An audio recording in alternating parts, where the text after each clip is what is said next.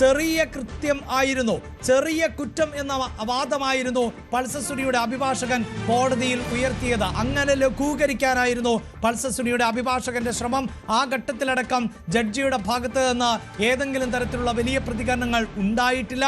Martin ആന്റണിയാണ് കേസിലെ രണ്ടാമത്തെ പ്രതി. അതായത് നടി സഞ്ചരിച്ചിരുന്ന വാഹനം ഓടിച്ചിരുന്നത് മാർട്ടിൻ ആന്റണിയാണ്. ഈ മാർട്ടിൻ ആണ് നടി വാഹനത്തിൽ 7:45 രാത്രി തൃശ്ശൂരിൽ നിന്ന് പുറപ്പെടുമ്പോൾ മുതൽ ഈ കുറ്റകൃത്യത്തിന്റെ ഭാഗമായി കൃത്യമായി വിവരങ്ങൾ പൾസർ സുനിക്ക് എത്തിച്ചു നൽകിയിരുന്നത് എന്നതാണ് അന്വേഷണ സംഘത്തിന്റെ കണ്ടെത്തൽ. അവിടെയാണ് മാർട്ടിൻ രണ്ടാം പ്രതിയായി മാറുന്നത്. പക്ഷേ മാർട്ടിന്റെ അഭിഭാഷകർ കോടതിയിൽ പ്രധാനമായും വാദിച്ച ആരോപണങ്ങൾ എന്നത് മാർട്ടിന് ഈ ഗൂഢാലോചനയെക്കുറിച്ച് അറിയില്ലായിരുന്നു. അതായത് പൾസർ സുനിയും സംഘവും ഇത്തരത്തിൽ തട്ടിക്കൊണ്ടുപോയി ഒരു ബലാത്സംഗം നടത്തി അതിന്റെ ദൃശ്യങ്ങൾ പകർത്തുക എന്ന ഒരു കൊട്ടേഷനെ കുറിച്ച് രണ്ടാം പ്രതിയായിട്ടുള്ള മാർട്ടിൻ ആന്റണിക്ക് അറിയില്ലായിരുന്നു. ഇങ്ങനെയുള്ള ഒരു ക്രൈമാണ് ചെയ്യാൻ പോകുന്നത് എന്ന് നേരിട്ടറിവില്ലായിരുന്നു എന്ന വാദം ആണ് ഉയർത്തിയത്. അതുകൊണ്ട് തന്നെ മാർട്ടിന് ഏറ്റവും കുറഞ്ഞ ശിക്ഷയാണ് നൽകേണ്ടത് എന്നും ബലാത്സംഗം ഉൾപ്പെടെയുള്ള വകുപ്പുകൾ മാർട്ടിന് നേരെ നിലനിൽക്കില്ല എന്ന വാദവുമായിരുന്നു അവസാന ഘട്ടത്തിലടക്കം ഉന്നയിച്ചത്. മാർട്ടിന് ഇതുവരെയും ഒരു പെറ്റി കേസ് പോലും ഇതിനു മുമ്പ് ഉണ്ടായിട്ടില്ല എന്നും മാർട്ടിന്റെ ചരിത്രം പരിശോധിക്കാം എന്നും ഉൾപ്പെടെയുള്ള വാദങ്ങൾ ആയിരുന്നു ഉന്നയിച്ചത്. കേസിലെ മൂന്നാം പ്രതിയാണ് ബി മണികണ്ഠൻ. ഈ മണികണ്ഠൻ ആയിരുന്നു പൾസർ സുനിയുടെ ടെമ്പോ ട്രാവലർ ഈ മഹീന്ദ്രയുടെ വാഹനത്തിലേക്ക് ഇടിക്കുമ്പോൾ ആ വാഹനത്തിൽ പൾസർ സുനിയോടൊപ്പം ഉണ്ടായിരുന്ന ആളുകളിൽ ഒരാൾ ബി മണികണ്ഠൻ ആയിരുന്നു. അതായത് വാഹനം തട്ടി അവിടെ ഒരു പ്രതിസന്ധി സൃഷ്ടിക്കുകയും പിന്നീട് വാഹനത്തിൽ നിന്ന് മാർട്ടിൻ, ഡ്രൈവറായ മാർട്ടിൻ പുറത്തേക്ക് ഇറങ്ങുകയും ചെയ്ത ഘട്ടത്തിലായിരുന്നു മൂന്നാം പ്രതിയായിട്ടുള്ള മണികണ്ഠൻ ഈ കാറിലേക്ക് പ്രവേശിക്കുന്നത്. അതിനുശേഷം മാർട്ടിൻ പിന്നീട് വാഹനം ഓടിച്ചു പോകുന്ന സാഹചര്യമാണ് ഉണ്ടായത്. മണികണ്ഠന്റെ വാദവും വളരെ വിചിത്രമായിരുന്നു എന്നത് തന്നെയാണ് എടുത്തു പറയേണ്ടത്. മണികണ്ഠന്റെ കുടുംബകാര്യങ്ങൾ ഉൾപ്പെടെ പറഞ്ഞുകൊണ്ടായിരുന്നു പ്രതിഭാഗം അഭിഭാഷകൻ അവസാനം, അതായത് ശിക്ഷ കുറയ്ക്കണം എന്ന വാദം ഉന്നയിച്ചത്. മണികണ്ഠനെയും സംബന്ധിച്ചും ഇതുമായി ബന്ധപ്പെട്ട കുറ്റകൃത്യത്തെക്കുറിച്ച് അറിയില്ലായിരുന്നു എന്ന വാദം ആണ് ഉന്നയിച്ചത്. കൂട്ടബലാത്സംഗ കേസിൽ മണികണ്ഠനും ഭാഗമായി വരുമ്പോൾ അതിൽ ഏറ്റവും കുറഞ്ഞ ശിക്ഷ നൽകണം എന്നതായിരുന്നു മൂന്നാം പ്രതിയായിട്ടുള്ള മണികണ്ഠന്റെ അഭിഭാഷകന്റെ വാദം എന്നുള്ളതാണ്. ഇത്തരത്തിലുള്ള വാദങ്ങളായിരുന്നു കോടതിയിൽ നടന്നത്. മറ്റു പ്രതികളുമായി ഒരു കൂടിയാലോചനയും മണികണ്ഠൻ നടത്തിയിരുന്നില്ല എന്നും മനസ്സാൽ അറിയാത്ത കുറ്റകൃത്യമാണ് അവിടെ നടന്നത് എന്നുമാണ് പറഞ്ഞത്. ഭാര്യയും 2 മക്കളും മാത്രമാണുള്ളത്. താൻ മാത്രമാണ് കുടുംബത്തിന്റെ ആശ്രയം. തന്നോടും കുടുംബത്തോടും നീതി പുലർത്തണമെന്നും കനിവ് കാണിക്കണമെന്നും മണികണ്ഠൻ പറയുന്ന സാഹചര്യം ആണ് ഉണ്ടായത്. ഇങ്ങനെ അവസാന മണിക്കൂറുകളിൽ അടക്കം വലിയ വാദങ്ങൾ ആയിരുന്നു ഉന്നയിച്ചത്. ഏറ്റവും കുറഞ്ഞ ശിക്ഷയായിരിക്കണം പ്രതികൾക്ക് നൽകേണ്ടത് എന്ന വാദമടക്കം ഉന്നയിക്കുന്നു. ആജ്ഞ തുടരുന്നുണ്ട്. ആജ്ഞ ഇത്തരത്തിൽ 1, 2, 3 പ്രതികൾ കോടതിയിൽ വാദഗതികൾ ഉന്നയിക്കുന്നു. ഈ ഗൂഢാലോചനയിൽ പങ്കില്ല എന്ന് പറയുന്നു, ഗൂഢാലോചനയെക്കുറിച്ച് അറിയില്ലായിരുന്നു എന്ന് പറയുന്നു. പക്ഷേ കോടതി ആ ഘട്ടത്തിലൊന്നും ഏതെങ്കിലും തരത്തിലുള്ള പ്രതികരണത്തിലേക്ക് മുതിർന്നില്ല. എങ്കിലും കോടതിയുടെ ഭാഗത്ത് നിന്നുണ്ടായ പ്രത്യേക നിരീക്ഷണം അത് അങ്ങേയറ്റം ഗൗരവതരമല്ലേ? അതായത് ഈ കുറ്റകൃത്യത്തിൽ 1 മുതൽ 6 വരെയുള്ള പ്രതികൾക്ക് പങ്കുണ്ട്.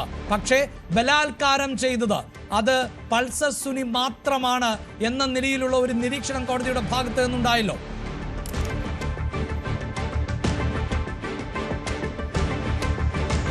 തീർച്ചയായിട്ടും അഭിലാഷ്, 1-ാം പ്രതി മാത്രമാണ് ബലാത്സംഗം ചെയ്തത്.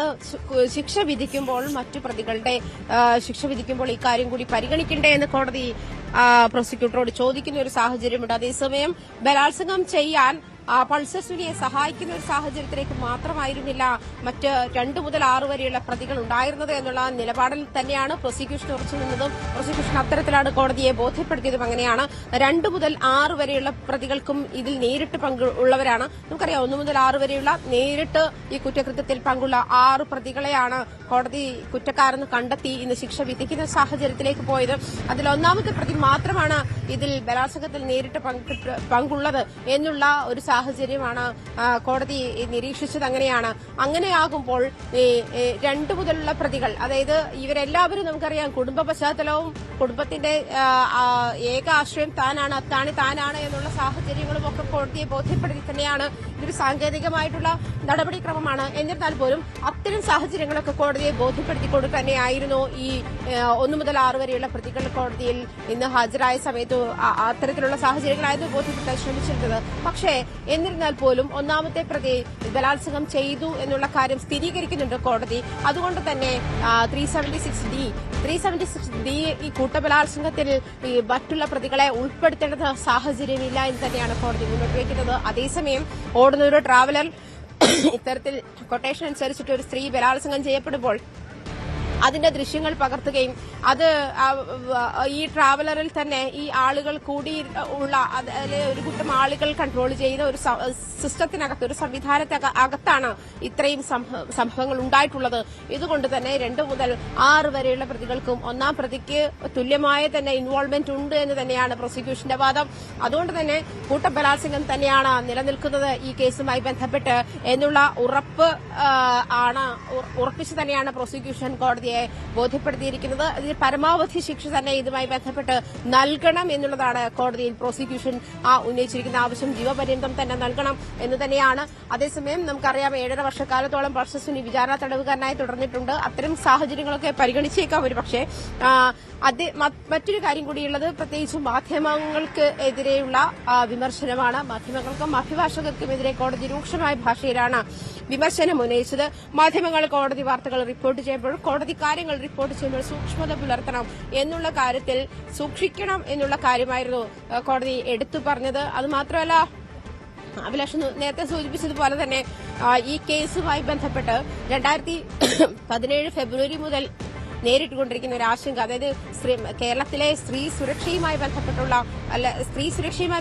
ആളുകളുടെ, കേരളത്തിലെ ആളുകളുടെ ആശങ്ക, ലോകമെമ്പാടുമുള്ള മലയാളികൾ ഇതുമായി ബന്ധപ്പെട്ട ഈ വാർത്തയുടെ, ഈ നടിയെ ആക്രമിച്ച കേസുമായി ബന്ധപ്പെട്ടുള്ള വിധി എന്താണ്, അതിൽ ദിലീപിനെ ഏത് തരത്തിൽ ആ വിധി അഫക്ട് ചെയ്യും എന്നുള്ള കാര്യങ്ങളൊക്കെ അങ്ങേയറ്റം സാഹൂതം നിരീക്ഷിച്ചുകൊണ്ടിരിക്കുന്ന ഒരു സാഹചര്യം കൂടി ഉണ്ടായിരുന്ന ഘട്ടത്തിലാണ് ദിലീപ് കുറ്റവാളിയല്ല എന്നൊരു സാഹചര്യത്തിലേക്ക് പോകുന്നു. ദിലീപ് 7 മുതൽ 10 വരെയുള്ള പ്രതികൾ കുറ്റക്കാരല്ല എന്നുള്ള ഒരു സാഹചര്യത്തിലേക്ക് പോകുന്നത്. അതുകൂടി ചോദ്യം ചെയ്യപ്പെടുന്ന ഒരവസ്ഥയിലേക്ക് അതാണ് അങ്ങേറ്റം ഹീനകരമായ പ്രവൃത്തി. കേരളം കേട്ടിട്ടില്ലാത്ത, രാജ്യം പോലും കേട്ടിട്ടില്ലാത്ത ബലാത്സംഗ കൊട്ടേഷൻ ആയിരുന്നു അത് എന്നാണ് പൾസസുനിയുടെ മൊഴി. പക്ഷേ അത് ആർക്ക് വേണ്ടി എന്നുള്ളതിനായിരുന്നു നടൻ ദിലീപ് എന്ന ഉത്തരം. പക്ഷേ ദിലീപാണ് ഈ കൊട്ടേഷൻ നൽകിയത് എന്നതിന് തെളിവുകളില്ല എന്ന പശ്ചാത്തലത്തിൽ തന്നെയാണ് ദിലീപിനെ വെറുതെ വിടുന്നത് എന്ന് വേണം നമുക്ക് മനസ്സിലാക്കാൻ. അത് അല്പസമയത്തിനകം നമുക്ക് വ്യക്തമാകും. അതായത് കോടതിയുടെ വിധിപ്പകർപ്പ് അപ്ലോഡ് ചെയ്യപ്പെടുന്ന സാഹചര്യത്തിൽ ആ കോടതിയുടെ വിധിപ്പകർപ്പിൽ എന്തുകൊണ്ട് ദിലീപ് കുറ്റമുക്തനാക്കപ്പെട്ടു എന്ന ചോദ്യത്തിന് ഉത്തരം ലഭിക്കും. ദിലീപ് ഈ കൃത്യത്തിൽ പങ്കെടുത്തിട്ടില്ല എന്ന് കോടതിക്ക് ബോധ്യപ്പെട്ടതാണോ എന്നതാണ് ഒന്നാമത്തെ സംശയം. അതിനപ്പുറത്ത് പ്രോസിക്യൂഷന് ഇതിൽ തെളിവുകൾ നൽകാൻ സാധിക്കാതെ പോയോ? അന്വേഷണ സംഘത്തിന് ഇതിൽ വീഴ്ചകൾ സംഭവിച്ചിട്ടുണ്ടോ? അങ്ങനെ വാദങ്ങൾ പരാജയപ്പെടുകയോ തെളിവുകൾ ശേഖരിക്കുന്നതിൽ പരാജയപ്പെടുകയോ ചെയ്തു എന്നതാണോ ഇങ്ങനെ വെറുതെ വിടാൻ കാരണം എന്നതാണ് വരും മണിക്കൂറുകളിൽ വീണ്ടും കേരളം ചർച്ച ചെയ്യപ്പെടാൻ പോകുന്നത്. വളരെ പെട്ടെന്ന് ഈ വാർത്തയിലേക്ക് തിരികെ എത്താം.